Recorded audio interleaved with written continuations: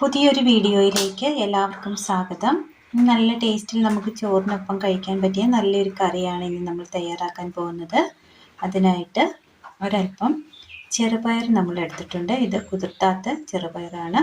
ഒരു പകുതി പടവലങ്ങ ക്ലീൻ ചെയ്ത് ചെറുതായിട്ട് കട്ട് ചെയ്തെടുത്തത്. ഒരു സബോള മീഡിയം വലിപ്പമുള്ളത് നമ്മൾ അരിഞ്ഞെടുത്തതാണ്. ഇനി ഇത് തയ്യാറാക്കുവാനായിട്ട് കുക്കർ എടുത്തതിന് ശേഷം കുക്കറിലേക്ക് നമുക്ക് ചെറുപയർ ഇട്ട് കൊടുക്കാം. കുതിർത്തിയിട്ടാലും കുഴപ്പമൊന്നുമില്ല. ഇതിലേക്ക് ഒരൽപ്പം ചൂടുവെള്ളം ഒഴിച്ച് കൊടുക്കാം. ഇനി ഇത് ഒന്ന് വേവിച്ചെടുക്കാം. ഒരു ചട്ടി എടുത്തതിന് ശേഷം അതിലേക്ക് ഒരൽപ്പം ചൂടുവെള്ളം ഒഴിച്ച് കൊടുക്കാം. പടവലങ്ങ കഷ്ണങ്ങൾ ഇട്ട് കൊടുക്കാം. ഇതൊന്ന് വേവിച്ചെടുക്കാം. അടുപ്പത്തൊരു പാൻ വെച്ച് കൊടുത്തതിന് ശേഷം അല്പം എണ്ണ ഒഴിച്ച് കൊടുക്കാം.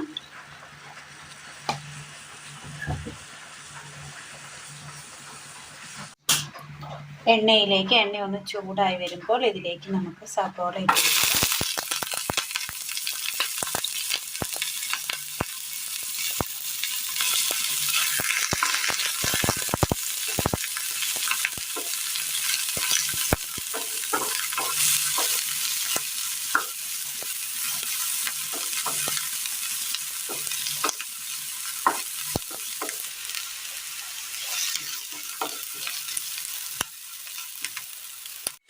സബോള ഇതുപോലെ ഒന്ന് നമ്മൾ വാട്ടിയിട്ടിട്ടുണ്ട്. ഇതൊരു പാത്രത്തിലേക്ക് മാറ്റി കൊടുക്കാം. അതേ പാനിലേക്ക് തന്നെ നമുക്ക് ഒരു തക്കാളി കൂടി ഇട്ട് കൊടുക്കാം.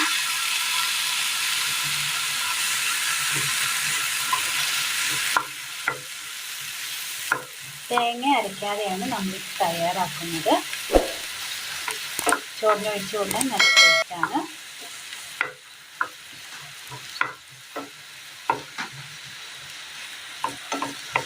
ഒരൽപ്പം എണ്ണ കൂടി ഒഴിച്ചു കൊടുക്കാം.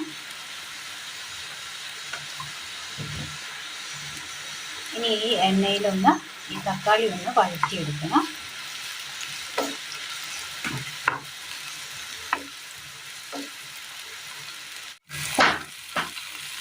തക്കാളി ഒന്ന് വാടി കിട്ടിയിട്ടുണ്ട്.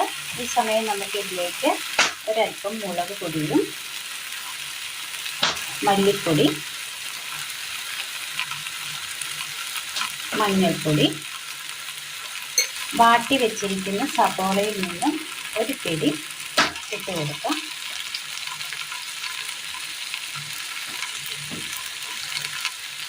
നന്നായി മിക്സ് ചെയ്തെടുക്കാം.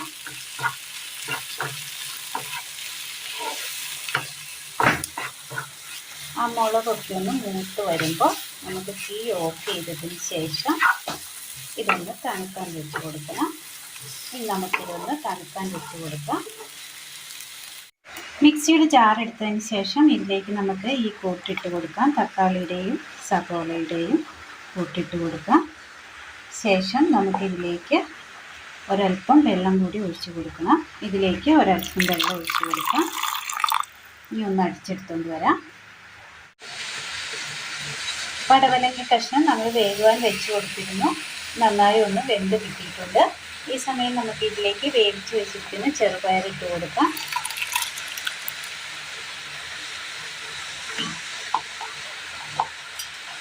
ഇനി ഇതിലേക്ക് വാട്ടി വെച്ചിരിക്കുന്ന സബോള, ആ അരയ്ക്കാൻ എടുത്തതിൽ നിന്ന് ബാക്കി മിച്ചം നമ്മൾ വെച്ചിരുന്നതാണ്. മൊത്തമായിട്ട് ഇട്ട് കൊടുക്കേണ്ട ആവശ്യമില്ല. ഒരു സബോളയുടെ പകുതിയും അരയ്ക്കാനും പകുതി കറക്കിടാനും വേണ്ടി എടുത്താൽ മതി. ഒരുപാടൊന്നും വേണമെന്നില്ല. ഇനി ഇതിലേക്ക് ആവശ്യമായ ഉപ്പ് കൂടി ചേർത്ത് കൊടുക്കാം.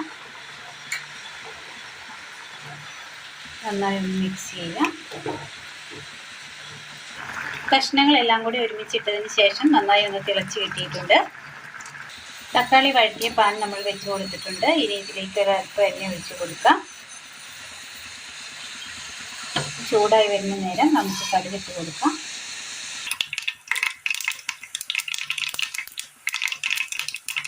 കടുക് ഒന്ന് പൊട്ടി കിട്ടിയിട്ടുണ്ട്. ഇതിലേക്ക് നമുക്ക് ചെറിയുള്ളി അരിഞ്ഞിട്ട് കൊടുക്കാം.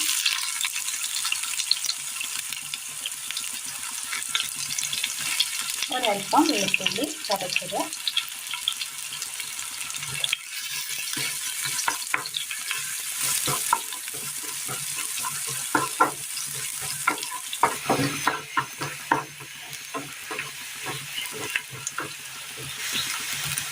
ഇനി ഇതിലേക്ക് നമുക്ക് അരച്ചു കൊണ്ടുവന്ന് തക്കാളിയുടെയും ഉള്ളിയുടെയും ആ കൂട്ട് ഒഴിച്ചു കൊടുക്കാം.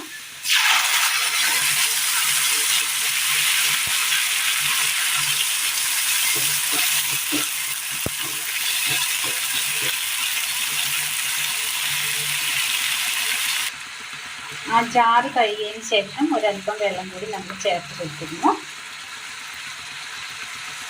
ഇനി ഇതിലേക്ക് നമുക്ക് ആ കറിയുടെ കൂട്ട് ഒഴിച്ചു കൊടുക്കാം. മിക്സ് ചെയ്ത് കൊടുക്കാം.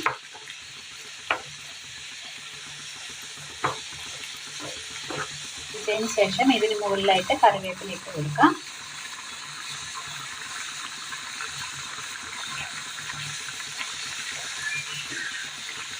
ഒരല്പം ഉപ്പ് കുറവുണ്ട്, ഇച്ചിരി ഉപ്പിട്ട് കൊടുക്കാം.